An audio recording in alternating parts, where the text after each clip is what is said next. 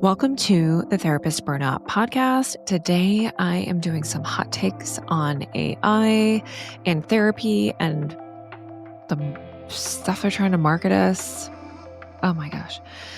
So, all things AI and hot takes and intersections with burnout. So, let's jump into it because that's what we do. There's just been a lot out there in the internet streets, at least on LinkedIn, because that's where I am on the internet streets, on AI and therapists. So I get at least a few emails a month from like AI companies who are trying to market to therapists that want to come on the podcast. So I get lots of pitches for the podcast, by the way, that I save you from. Okay. So a lot of people don't get on here because they just want to sell you something. So they don't get on for that. No, stop it. So I know that a lot of therapists have reactions to the AI notes. Like there's a lot of these different companies that are essentially they're going to listen to your sessions and summarize the session and write your notes for you.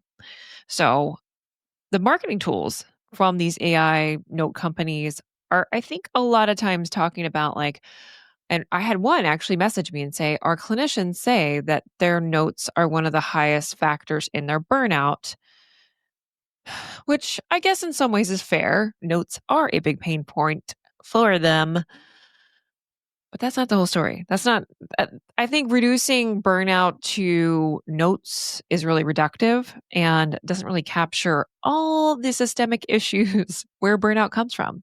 The overwork, being underpaid, and not having the math. That's where it lies.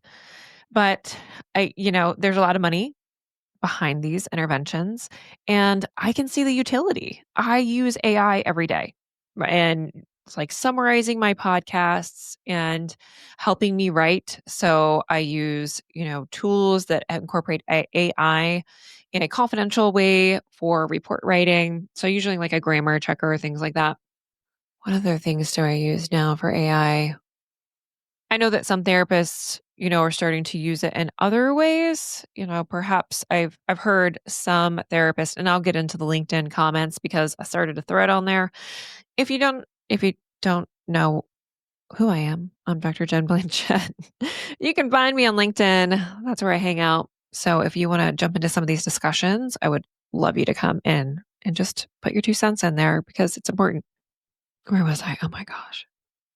Oh, yeah. People trying to pitch my podcast, telling me that AI notes are the solution to therapist burnout. It's not. It'll help our stress levels 100%, probably if we did this. But I think, what the tech companies don't understand is the distrust that we have of tech from the infusion of tech into our space and trying to exploit our labor. So that is the long and short of it. A lot of these tech companies, the ones that advertise on all the podcasts, I don't know if they're going to come against me, but not worse help, but help. You fill in the blank. So the worse help. And some therapists say they like working for this company, but I've seen some of the pay structures in some other sites and it's not a lot. And what I worry about is we have a lot of younger clinicians who, by the way, have the highest levels of burnout, who come out and they want to start their private practice. They start out in one of these tech companies where you have to like text your clients 10 million times and, meet with them. And then you have a certain pay structure for that. And I don't see how that workload benefits therapists at all. Maybe they're going to integrate some of these tools. I don't know. I don't know where I'm going with all that. But anyway, yeah, the distrust of tech. So I think because a lot of us have been burned out from mental health tech, we have maybe worked for one of these companies, or we see the writing on the wall that, we are a cog in the machine for them and they're not looking to us to, provide any wonderful service. Anyway, there's a distrust. We can just say there's a distrust there. So I think that's one way AI is popping up in the therapist space. And interesting enough, I'm just going to go to the comments. So I'm going to look at some of that. But before I do that, A little squirrel brainy here today. I didn't know how I was going to approach this topic. So I built it up a lot in my head of how I was going to even talk to you guys about it because, it'll come together in the end because I'm ending with something that I'm excited about. So last week, a randomized trial of a generative AI chatbot for mental health treatment came out. That is the article title in the New England Journal of Medicine. So that was from authors Hines et al., published in March of 2025. So I'm just going to read a little bit of the abstract to you guys just so you know what the study was talking about. Generative artificial intelligence, or Gen AI chatbots, hold promise for building highly personalized, effective mental health treatments at scale, while also addressing user engagement and retention issues common among digital therapeutics. We present a randomized controlled trial, or RCT, testing an expert fine-tuned Gen AI powered chatbot, Therabot, for mental health treatment. What did they do? They had their N was 210 adults, and these adults had clinically significant symptoms of major depressive disorder, generalized anxiety disorder, or at clinically high risk for feeding and eating disorders. And they were randomly assigned to a 4-week Therabot intervention with 106 in the Therabot intervention and 104 on the waitlist. For controls, they were stratified into one of 3 groups based on mental health screenings: those with clinically significant symptoms of major depressive disorder, GAD, or eating or feeding disorders. And what did they find? They found that Therabot users showed significantly greater reductions in symptoms of major depressive disorder, GAD, which were smaller changes in the GAD symptoms, and the feeding disorder symptoms. This is interesting. So Therabot was well utilized and received high user ratings. Average use was greater than 6 hours, and participants rated the Therapeutic Alliance as comparable to that of human therapists. So I don't know if I can find this post on LinkedIn where someone posted this study, which is where I heard about it at first. And they were like, this is a great thing for mental health. We've won. And all the therapists posting on the thread were like, this is the end of us. Like that was some of the reactions were, that's the end of us. No one's going to use traditional therapy anymore. This is crazy. We're in some kind of alternate reality where computers are now taking over our jobs. This is not a great thing. And there were a couple comments like, yay, this is great. There's not access to mental health care. This would be great if people don't have access to mental health care to be able to access something like this, potentially at a much reduced cost, because we know that there aren't as many providers as there are clients. So fair, right? Fair. I could hear that. But I also definitely hear the voice of therapists speaking up and really reacting to this. I think I've just not had my thumb on the pulse of this very much. And I was a little like, oh, did I really know that there was therapy chatbots out there? Maybe not. Maybe I've just been in my burnout little land and wasn't available to me in my mind space. Wasn't available to me. There's a very narrow space sometimes that I look for information because it's so much. There's so much information.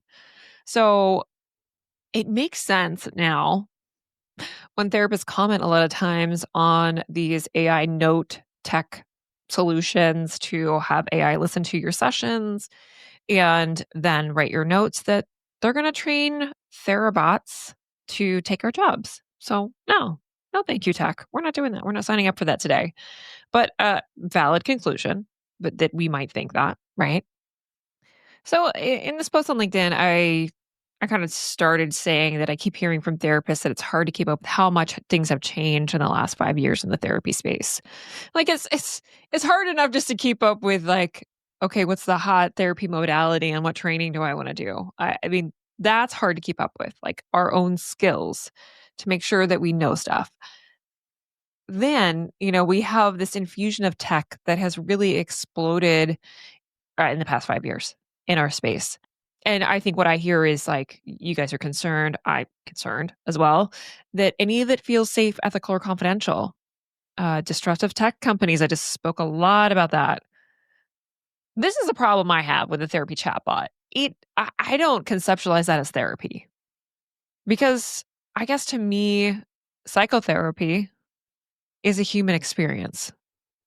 So if AI therapy is different, can we just call it AI therapy or can we call it something else? I think qualitatively it is different. It's not, I don't think it's going away, right? It's not going away. We can just assume that it's not going away because it is coming, it is out there.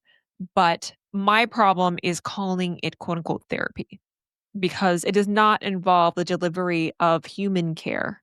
So maybe differentiating between human psychotherapy, AI psychotherapy might be a distinction we think about. So I asked you guys, what would you add to the list if you've used AI successfully or any fears that you had? So Brittany Lindsay, check her stuff out on LinkedIn. I love her stuff in her email list. She said I wrote recent she was working on a piece for AI, but hasn't done that yet, but I'm sure it'll come out. AI in mental health care isn't just a technological shift, it's a part of a much longer trend of devaluing relational human centered work. I can understand how people find AI tools helpful in the short term, such as with documentation, etc., or when prospective clients are on waiting lists or feeling isolated or stuck and don't have access to a therapist. That is real, and I wouldn't dismiss it. But in my opinion, we have to hold alongside a harder truth that sees the forest through the trees, for the trees, through the trees. Which one is it? In the long run, people who benefit most from AI led mental health care aren't clinicians or clients, it's insurers, platforms, and investors. The goal isn't healing, honestly, it's scale, it's efficiency, it's workforce control. AI companies AI allows companies to cut costs, reduce reliance on trained professionals, and turn care into data they can monetize. Meanwhile, therapists will still be left underpaid, burned out, and increasingly replaced by tools trained on our labor, but divorced from our ethics. Oh, say that again for the people in the back. Meanwhile, therapists are still left underpaid, burnt out, and increasingly replaced by tools trained on our labor, but divorced from our ethics. Damn, that's good. A lot of people mentioned like safety and concern. They're worried about the safety and the data privacy. Like what are they going to do with this data that they're getting? The person said, can AI do feelings in relationships now? Too shy. All for helping AI, helping to reduce the workload of therapy. I suppose it's what you think therapy is. If it's teaching people skills, then AI can do that. If it's having another person care and value you, even when you're told about the worst, then that's going to be a person. So I've said this multiple times in this thread. AI does not have a nervous system. So if we want AI to teach CBT skills, DBT skills, general skills, or provide some general reflection for the person, maybe that's a good tool. Maybe that's something, I see it more of like being like an AI coach, a like something you can parrot some ideas back off of or summarize your thoughts, give you some reflections. I think it's a great use of AI. Someone said I have to check out a video Wired put out on YouTube last week. I didn't check it out yet. They interviewed a professor of AI and machine learning. The fact that AI is not confidential, it does have bias and it doesn't reason the way people do. Even covers the fear that people lose their jobs and how AI compares the invention of ATMs and how it impacted bank tellers. So I'm gonna put that in. Let me look at that. To look at that. Looks really good. It has 12 million views so far. So that's Wired. Professor answers AI questions is the title. So I'll do a hot take at the beginning of next week's episode, which I don't know what it's about yet. I said I was gonna do a money series because tax time is coming in the US.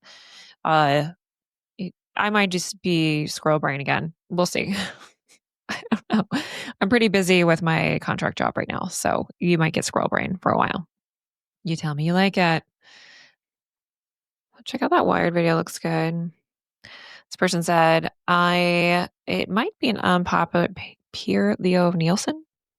Pure? I don't know. It might be an unpopular opinion, but I love AI and it has become a loyal and indispensable partner in my daily professional life.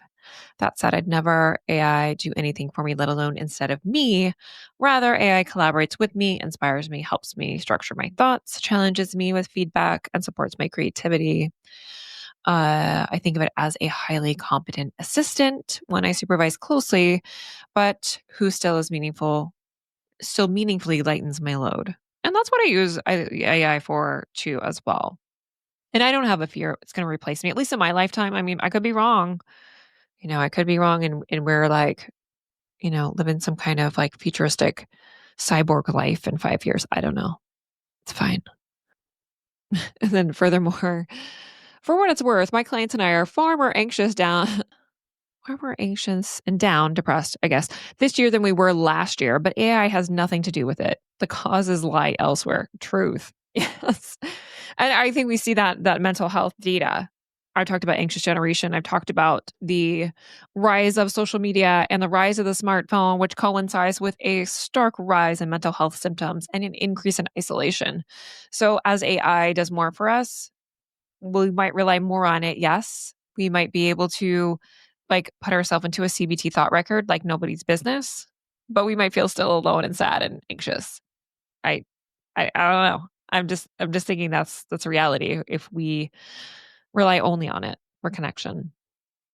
And then Andrew Bryson, a trauma informed counselor, wrote this a main concern of mine is that AI inherently can only ever be a supplement to therapy. Trauma informed care requires one, practitioners are attuned and present, just demonstrating authenticity, empathy, and regulation, truth, that practitioners see, evaluate, and appropriately respond to the subtle nonverbal cues clients convey. This may be more important than explicit communication. So true. That serious reactions like dissociation are immediately responded to with accurate interventions. Yes, AI cannot do these things. It can make it smarter over time, but it will never be a felt human presence. There was that movie though. What was that movie where Scarlett Johansson, help me.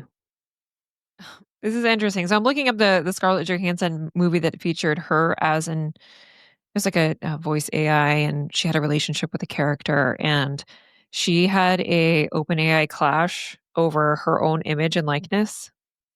Interesting. Her is a 2013 American science fiction romantic comedy, a dramedy film where a man develops a relationship with an artificial intelligent operating system personified through a female voice. So that was that movie. It's just interesting.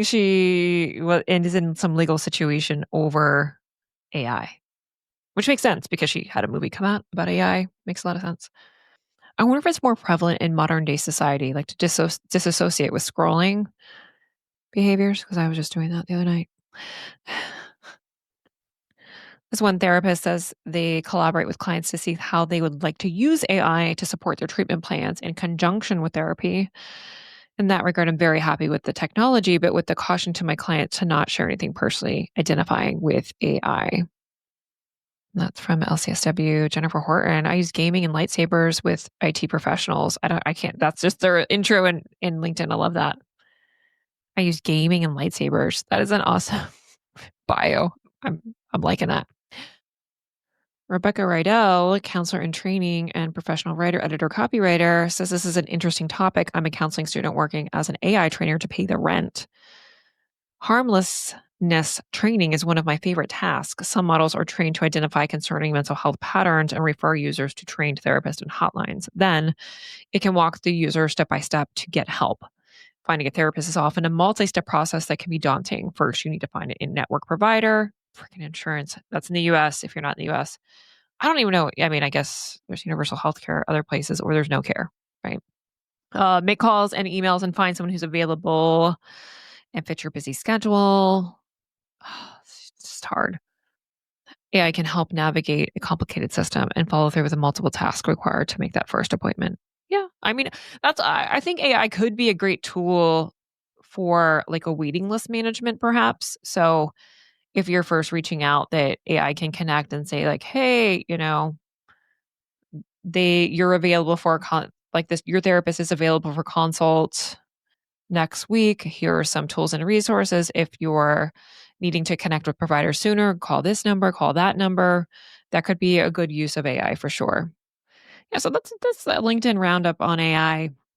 All right. So I'm going to talk a little bit about the use of AI for therapists. Now, we got a little bit of the therapist roundup on LinkedIn. So I played around with one of these therapy chatbots. Not played around, I utilized it. So I used Wysa, Wysa. So I engaged with it and used it for some thoughts that I was struggling with. And I think it's a CBT chatbot. So it pretty much tried to put me into a thought record. I did talk about some depression. And so it prompted me with questions about suicidality. And I was like, okay, where's this going to go? So I talked to it about some transient thoughts of death, and it initiated safety planning with me. It gave me numbers for my local crisis helpline number if I knew them, and then had different links for a crisis number.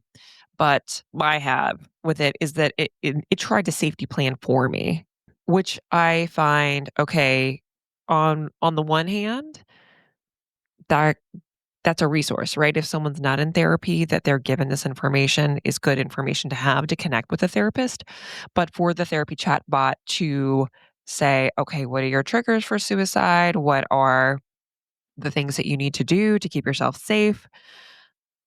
I think that's a slippery slope. I think if a chatbot identifies that someone is in crisis, it should immediately say, you need to go to your local emergency room. You need to contact this crisis number, you know, and keep following up in that way. Hey, have you contacted them? I'm really concerned. Can you please contact them?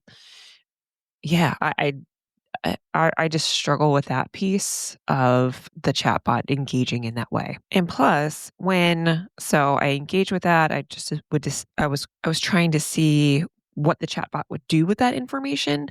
And when I went back into it, it didn't have a memory of the conversation. So I'm like, what if I was feeling really depressed and down and potentially suicidal? And then I go back into the chatbot and it's like, it says, I don't have any memory of past conversations, but I'm here to listen. And I'm sure that some of these more advanced chatbots do have memory and, can continue the conversation. But this one, no, this was a paid account. They gave me a 7-day trial. So it had an option to add a coach if I wanted to add a coach, which I didn't do. What I have issue is with AI, just the term AI therapy, AI therapist, AI therapy chatbot. I think having a different phrase for that, AI CBT helper, AI companion, or something like that, AI emotional friend. Fine. That's yes, but they're not a therapist. Like I don't, is there AI doctor? Let me find it. What in the ham sandwich? Yeah, I guess it's out there. AI doctor, your trusted AI doctor. Yeah.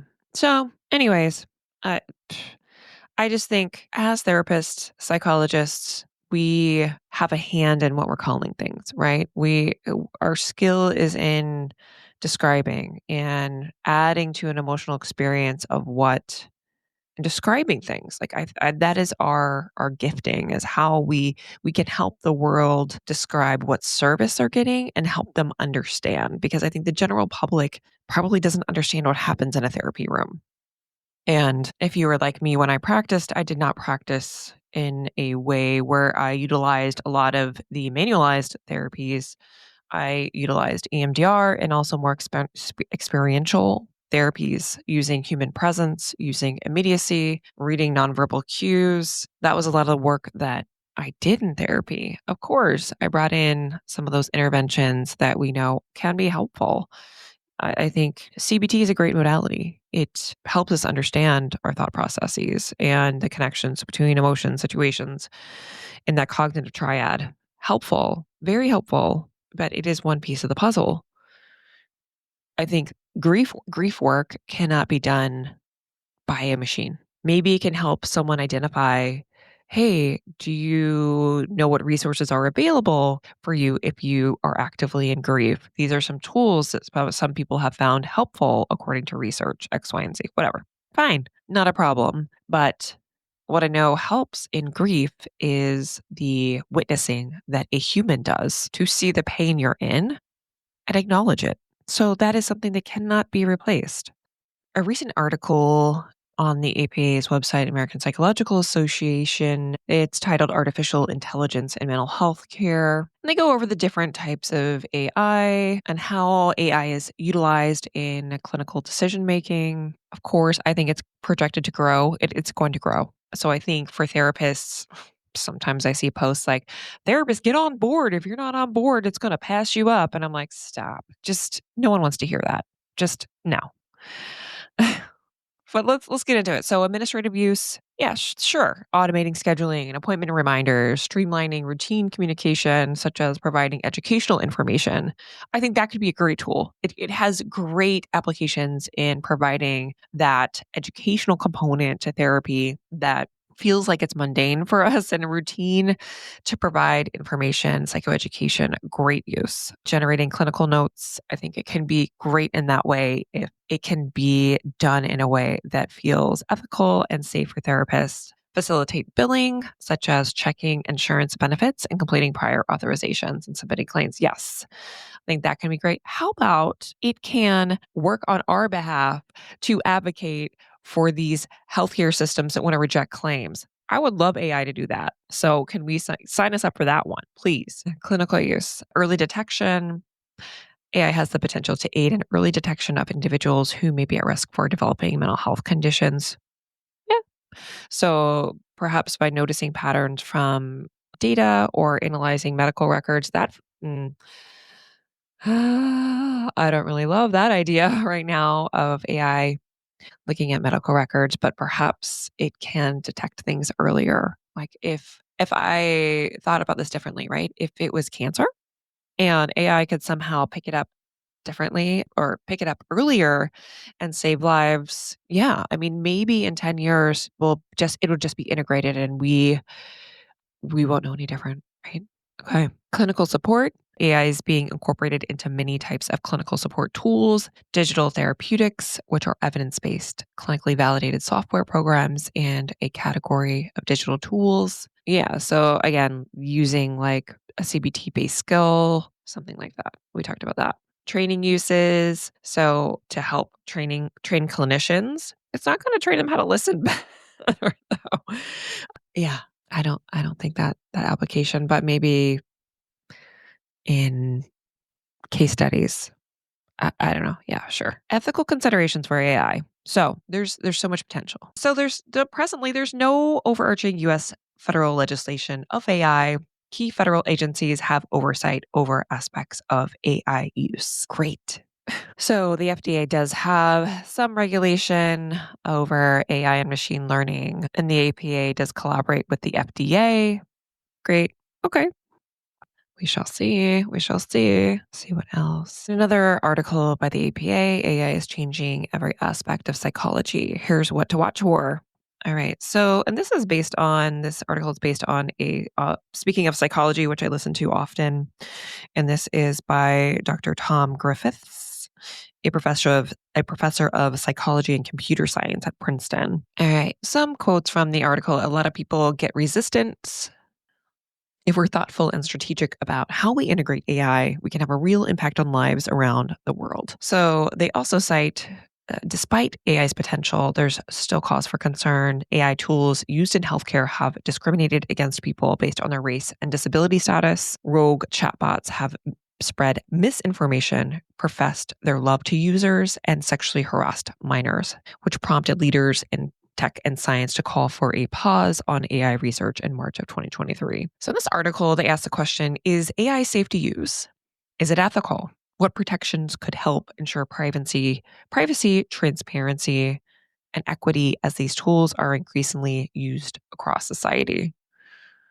And again, I think therapists and psychologists are the most qualified to answer these questions. Dr. Miner says one of the unique things psychologists have done throughout history is to uncover the harm that can come about by these things that appear equal or fair. In this article, they talk about AI in psychology specifically and the need for clinicians to have tools they can understand and trust. While chatbots lack the context, life experience, and verbal nuances of human therapists, they have potential to fill gaps. We don't have enough providers. I've said that before. Other serious concerns include informed consent and patient privacy. Do users understand how the algorithm works and what happens to their data? In January, the mental health nonprofit Coco raised eyebrows after it offered counseling to 4,000 people without telling them the support came from ChatGPT-3.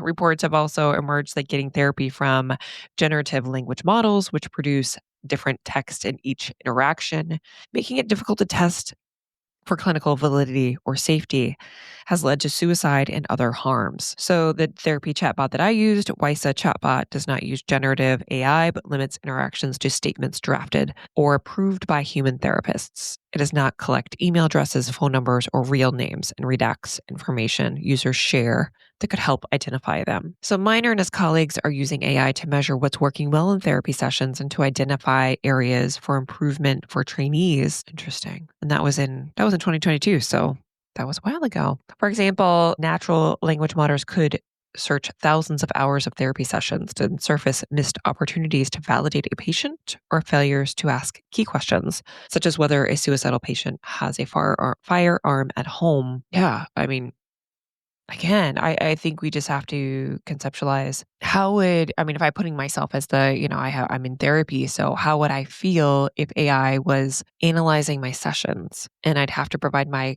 client, if I was the therapist, informed consent on that. And I just don't think we're there. I don't know of any therapist who would feel like they would be wanting to do that. The potential is there. So, interesting areas of research with AI. So, obviously, AI is unlocking troves of new data on human behavior, as stated in this APA article, and providing power to analyze it. So, psychologists have long measured behavior through self reports and lab experiments, but can now use AI to monitor things like social media activity, credit card spending, GPS data, and smartphone metrics. So Sandra Matz is a associate professor at Columbia Business School, and they're looking at analyzing our online data. AI opens up the opportunity for passive monitoring that may save lives. How do we feel about passive monitoring? I understand, it may save lives. I think the intrusion is what I'm thinking of in our life. But anyway, they are looking at testing an algorithm that collects screenshots of patients' online activity to flag the use or viewing in terms related to suicide and self harm, pairing data with these ecological momentary assessments or EMAs and physiological metrics from a smartwatch. They hope to build a tool that can alert clinicians in real time about a patient's suicide risk. Another interesting piece of what is going on in AI research is natural language processing models are also proving useful for researchers. A team at Drexel University in Philadelphia has shown GPT-3 can predict dementia by analyzing speech patterns. I think it's hard with, again, I started talking about the changes that we've had in our field over the past 5 years. There was COVID and the rise of teletherapy. That is that's standard practice now. I think people routinely, if they're working in therapy, provide telehealth services. And I think we can now say there's no going back to everyone being seen virtually. I mean, everyone being seen in person. Virtual care is part of therapy now. And looking more into AI and AI therapy chatbots, it's going to keep coming. So it's not that it's not coming. It's thinking of how can I understand it better. So if I'm going to stay working as a therapist, I can help my clients understand it. And if I want to get into this field, perhaps if I want to assist in advocating for my clients for safety to continue to be a voice in the space, I think that's my role here. To have you think about that, but to give you the information and the resources that you might want to look up the information because I know what you guys are like because I'm the same type of person. I think a lot of times there's so much information coming at us. It can feel like I just want a turtle head because I don't even know. Like I'm just not going to use AI. Like AI is bad for therapy. I don't think we can do that. Just like I know some therapists are like, I'm not doing telehealth. I don't do that. I'm going to do in person. And I think there's a market for that. I think you could do that. Certainly. But I think understanding what clients might be using if you're staying in therapy is helpful. And also for yourself, maybe you'd want to use one of these tools. I use the tool and I don't think I want to use it personally. But I think the perception from younger generations might be different. They might be using tools like these more routinely than older generations would. So I think it's important just to be aware of what's coming out. So today I want to end with something I put into ChatGPT. People often message me and ask me, what should I do with my career? Should I quit my job? Should I close my practice? Should I find a bridge job? Should I'm hopeless. I feel like I can't work in another way. So I struggle with the same things that you struggle with. And so I am on this journey with you too in many ways. And so I asked ChatGPT this question. You've read my chats. Like I chat about the podcast. So pretty much all my ideas and my transcripts I use AI to help me summarize them for you. And I asked it, you've read my chats. Tell me, how do you think I can lead a more connected and happy life in my career? And AI said, oof, what a big, beautiful question. Based on everything you've shared in your past chats and the overall vibe of how you show up, I get the sense you already know what matters most to you. You're deeply connected to purpose, especially around supporting therapists who feel stuck, burnt out, or like they've hit a wall in their careers. You've been in the trenches yourself. This gives your work so much authenticity. So it gives me these recommendations. One, keep leading with your story. You've got powerful experience, career pivots, burnout, systemic frustrations, and they resonate. You've made a space in your podcast and coaching for those real moments. Stay in touch with that truth telling voice, even when it's messy or uncertain. It's part of what keeps your work meaningful, not just for your audience, but for you. So that reflection, I sometimes when I think on this podcast about my story, and sharing that with you guys very openly in a very public forum. It's very vulnerable for me. I feel sometimes, again, like I want a turtle head or I don't want to share the things I'm sharing. But the reason why I keep doing it is because I get emails, I get messages from the clients that I work with, but also from a lot of people just on the internet and who listen to this podcast. And they tell me things like, your story resonates so much with me. I feel like I've walked in the same places you've walked in, that it feels so good that you're talking about this in a way that no one else is talking about it. All those messages keep me going because sometimes it is very vulnerable and I want to hide, honestly, if I'm being very honest. It tells me, number two, build deeper community slowly and intentionally. You've already started doing this, Jen. Whether it's through podcast guests, other connections, or bringing clinicians together in my home state of Maine. The key may not be spreading wide, but going deep, like one good connection or conversation at a time. Intimacy and shared purpose over metrics. Oh, that is so good.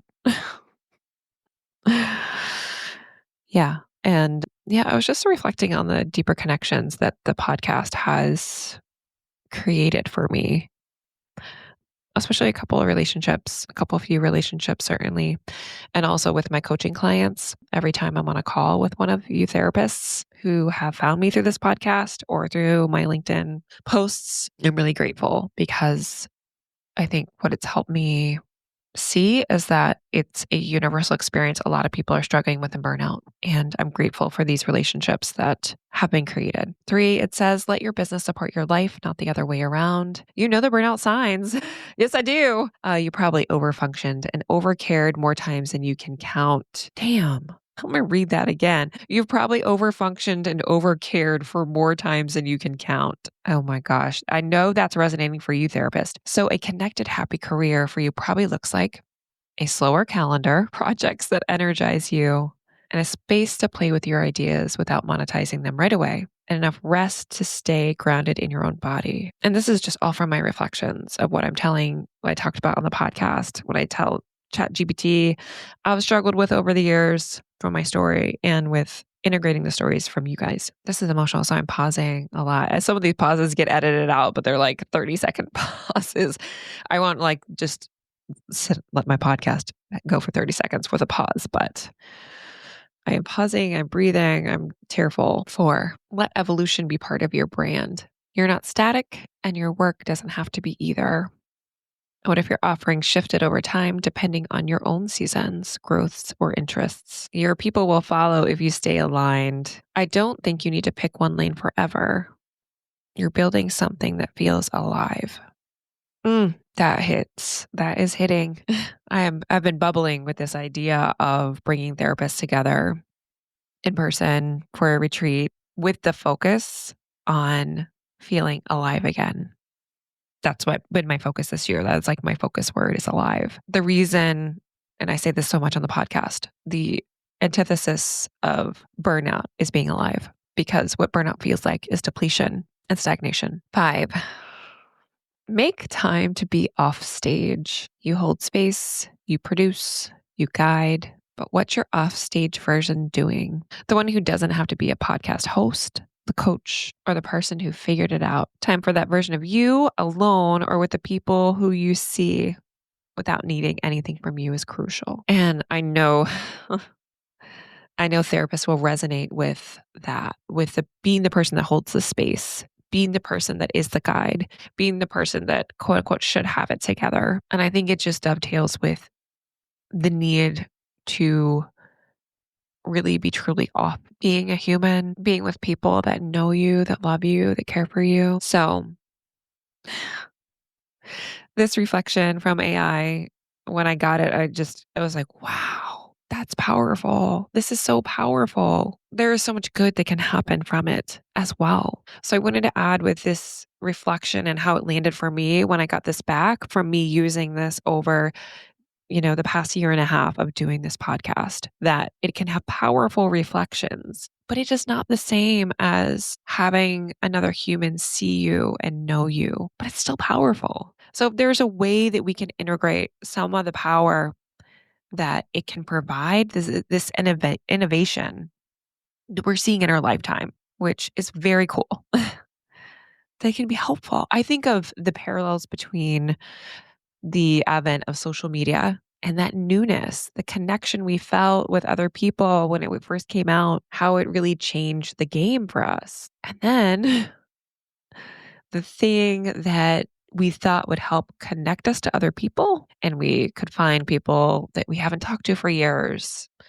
I remember first being on Facebook when it first came out and how powerful that felt. And now feeling like social media is pseudo connection. It's the fast food connection that we get. It's a dopamine hit that we get from a scroll or get from a like, but it's not the same as human connection. So the pseudo connection, perhaps, that you're getting with a therapy chatbot is what I'm terming pseudo therapy. It isn't real therapy. It's something else. Is it still a tool we want to use? Probably, probably. But I think just like social media, is that pseudo connection and it still has utility perhaps in our lives. We have to figure out ways to use it. It's new. And so it makes sense that as the professionals, as people utilizing this technology, we need to think through how we're using it because we've seen what happened from social media. I've talked about that a lot on the podcast. We're more isolated as a society. And so as our world becomes more digital, more computerized, it becomes less human. And so I think we need to think of ways that it gets us back in touch with our humanity, not divorce it from our humanity. I will end with that. So if you are not on my pen pal list, join at the top of the show notes. I send you tips every week, and I'm more vulnerable on the pen pal list, which I was vulnerable today. But I often give you more stories and reflections from my lives that feel more vulnerable to share in this very public format. And I'm thinking of ways that we can connect and feel more alive together. So if you I'm just dreaming of more community for you, honestly, and what that looks like. And I want your input. So sign up for the pen pal list. I do write back. I still have that bandwidth to write back. Sometimes it might be a little bit later, it might be like the later gram, but just like a pen pal. If you ever had a pen pal, it was like snail mail. You would write a letter, they would write you one back, and you'd get it like a week later. So think through that. Thank you, therapist. I hope you enjoyed this episode.